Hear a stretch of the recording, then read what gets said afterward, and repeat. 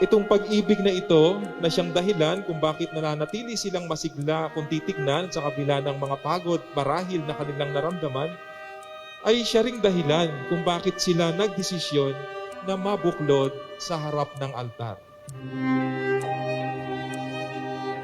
At ngayon, salamat kasi ramdam na ramdam ko yung purest and sincerest intentions mo. Thank you for choosing to take a step closer to me. At higit sa lahat, salamat Lord. Thank you Lord for answered prayer, for granting me someone I can call my husband forever.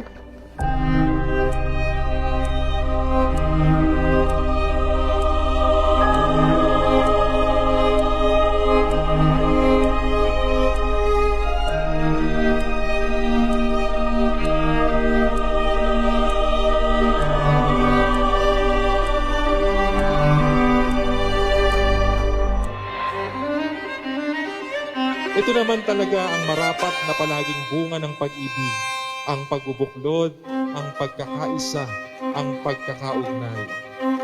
Kaya nga sa araw na ito, hindi lamang si John Harvey at si Krisya ang mabubuklod. Sa halip ay mabubuklod ang dalawang pamilya.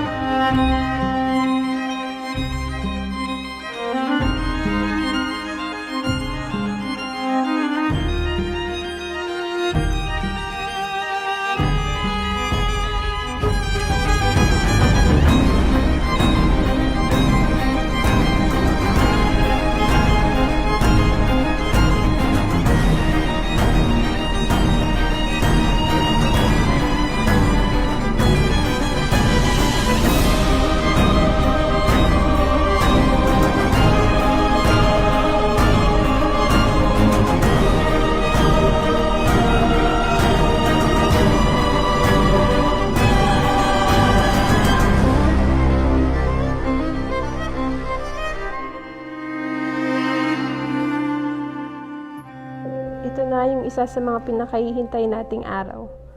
Pagkatapos ng lahat ng pagpaplano, haharap na tayo kay Lord, sa family and friends natin, at sabay na manunumpa ng love natin sa isa't isa.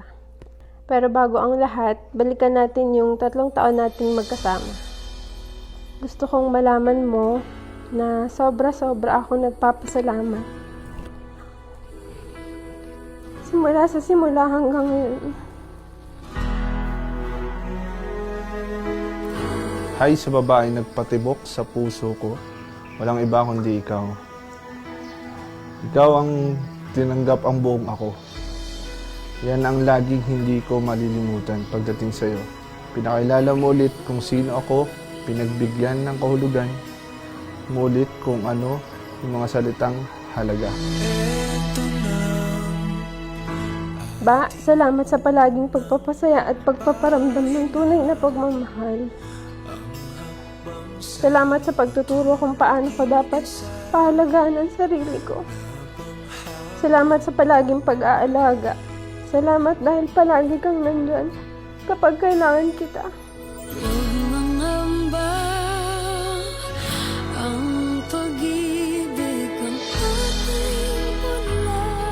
John, Harvey at Krisya, sa inyong pagsisimula hanggang sa pagbubuo ng inyong pamilya, huwag nawang mawala ang mga panahon at pagkakataon na kayo ay makikipagtagpo sa ating Panginoon. Sa misa at sa mga oras na maaari ninyong ilaan para sa katahimikan kasama siya.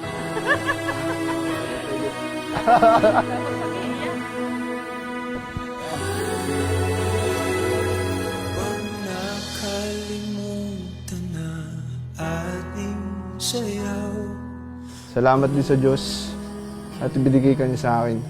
Habang buhay ko kayong mamahalin ni AG. Through thick and thin, ups and downs. Kasama mo ko.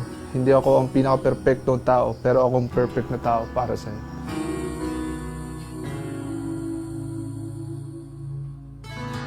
Simula ngayon, ikaw at ang mga anak natin ang magiging top priority ko. Sasamahan at susuportahan din kita sa mga bagay na pinapangarap mong gawin. Simula ngayon, hindi ka na mag-iisa. Kapag kailangan mo ako, nandito lang ako palagi para sa'yo. Sa lungkot at saya, sa hirap at ginhawa, Kasama mo na ako palagi, mahal ko. Tayo ay babalik, babalik. Tayo ay babalik, babalik. Tayo ay babalik, babalik. Sa simula.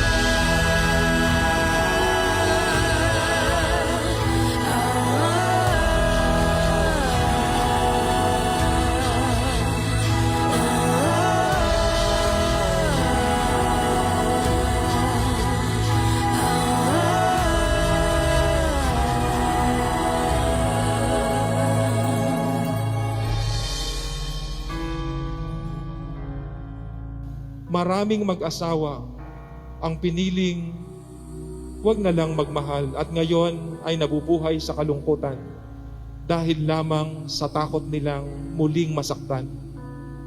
John Harvey at Tricia, walang tunay na pagmamahal na iiral kung hindi tayo handang magmahal kahit tayo ay nasasaktan.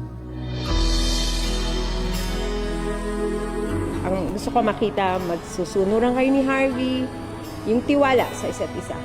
Kasi yun yung magpapatatag ng inyong pagsasama.